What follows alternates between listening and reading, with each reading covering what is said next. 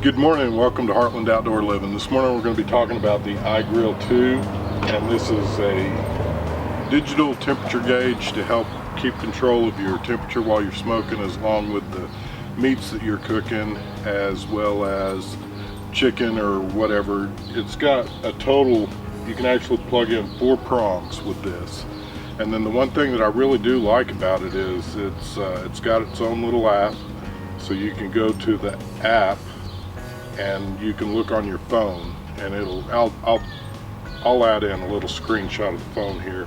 But right now I've got basically one probe is going to be the overall temperature of the smoker, and I can monitor it, and then the other one I've actually got plugged into the beef brisket that we're smoking today also. So if you haven't seen that video, I'd like to encourage you to click over and watch that video as well. But we're prepping for Father's Day, so we're making a brisket, 3 slabs of ribs, and a whole chicken is what we're smoking today. So a deal like this, the iGrill 2, what makes it really handy is it's already hot here in Oklahoma, and I don't know what the temperatures are right now. I guess I could look on the phone and see, but it's going to be upwards to 100 degrees outside today, or at least in the mid 90s anyway, so it's going to be pretty warm. So when you're cooking, whether it be hot or cold or even perfect temperatures, with it syncing to the phone app, you can actually monitor your temperatures. If you have to go back in the house, check on the puppy or check on the kids or something like that, you've got your temperature with you the whole time. And it's actually, we've had this, and I'm going to call it a 2-year review, because we've had this smoker and we've also had this iGrill 2 for roughly 2 years.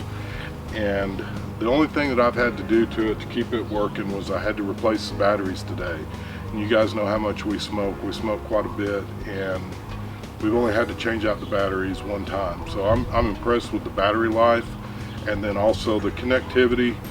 If I'm on the other end of the house and in the front yard, sometimes I'll lose a connection because it doesn't necessarily go through the brick wall of the house real well. But I think there's probably ways around that. I'm just saying, for simplicity, generally if I walk inside the house, I will set my phone on, we've got a little table right inside the house, so that it actually will connect through the door, if you will, stay connected to the iGrill.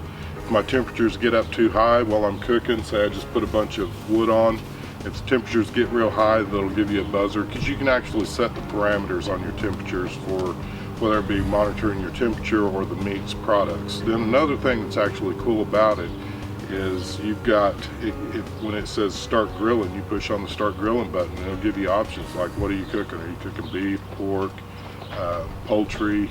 There's several different choices to pick from, and through the health department, I guess, is where they get their temperatures from, but they give you your target temperatures that you're looking to smoke to and cook to, so that actually helps. And then, like I say, for the general temperature, you can actually just put it on the temperature, and I set mine generally between 175 and 225, because that's kind of where I want to keep my smoker. I like to keep it around closer to the 200 mark, but that gives you a little bit of a variance. If it starts going too high, you'll get a notification, and then obviously if it drops too low, you'll get a notification. And with it in your house, you can actually hear it beeping, so that's actually pretty cool. I know that there's some that I've used in the past, the older ones that don't connect to your phone or whatever, and if it's beeping out here and you got the air conditioner running in the house or everything else, you're probably not going to hear it. So that is pretty cool. Again, like I say, we've had this thing for about 2 years, don't have any complaints with it. Like I say, the connectivity issue maybe could be better, but for the cost of the unit, and I want to say it was around 200, or not 200, I want to say it was around $100, maybe even got it on sale for 69 or 70 bucks, I don't remember, but it came with 2 prongs. I have not bought 2 additional prongs, because that was one thing that I didn't really care for, is the prongs seem to be extremely high, considering you get 2 of them plus the reader for that $70–80 range, whatever it is, and I'll put a link down below, but I don't remember the exact price. I just remember the probes seemed like they were 25 or 30 bucks a piece, and that seemed kind of high when you could buy, basically if you bought 2 probes, you could almost buy a whole nother unit. So I think the proportion on the probes are a little off, but like I say, I bought the unit, it came with 2 probes, and I've been happy with that, and it hadn't been worth it for me to buy the additional 2 other probes.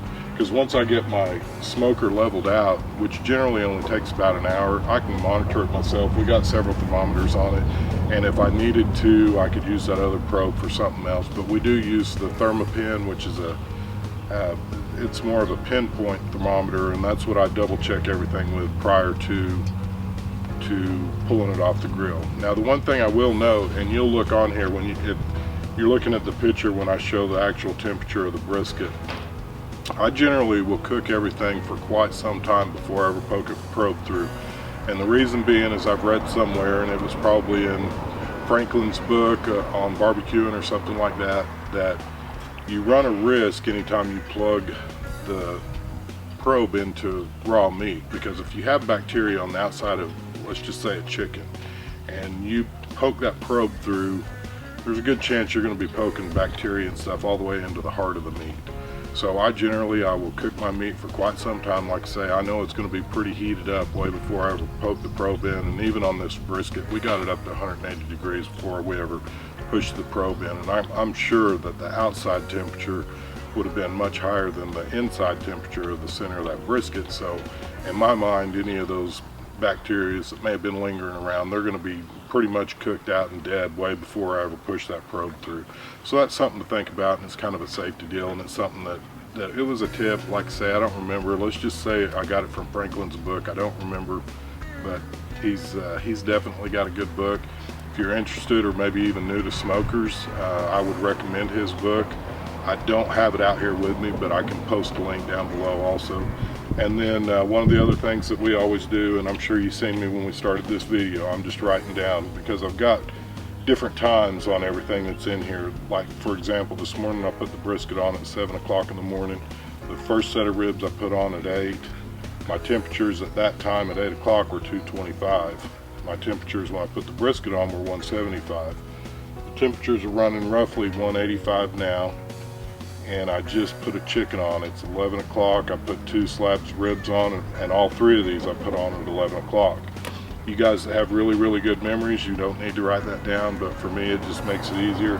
I love this little leather pad my wife made me, and you guys know, I don't know that I've ever actually done a video on this leather pad, but it's a nice little leather notebook that I carry. I've got several of them. I've got one in my go bag, and then I've got the ones that I use for here around the house for smoking, and then I've also got one in my little bushcraft backpack. I've showed you a hint of the bushcraft backpack that we made this last winter, and I haven't, unfortunately, the weather and vacation time and everything hadn't panned out to where we've been able to put it to use a whole lot. But there'll be some videos on that. If you guys like the camping and outdoor stuff, be sure to subscribe to our channel. Again, this has just been a real quick review on the iGrill 2. I'll show some close-ups throughout this video, so I'll kind of show you what I'm talking about on where you plug in the 4 different prongs, and then, like I say, you get the readout straight to your phone on your temperatures while you're cooking, which is actually pretty handy. Whether you're outside or inside, it's much easier to read on this than it is on this when it's bright sunny. Even though this is a bright LED, it's so much simpler to just see it on the app on your phone. So again, if you like our video, give us a big thumbs up. We'll have links below to the iGrill, the notepad, Franklin's book, and if you guys have any questions, please feel free to ask me the questions. We're going to do another video probably at the end of this cook, and I'll show you guys what we do to keep our smoker from rusting when we're not using it. It's been outside the entire time, and you can tell it's black, it's not rusty. So that's something that we're proud of, and we'll share that tip with you as well. So again, be sure to click that like button, hit the thumbs up, and subscribe if you haven't already. We appreciate your likes, comments, and subscribes, and may you have a blessed week.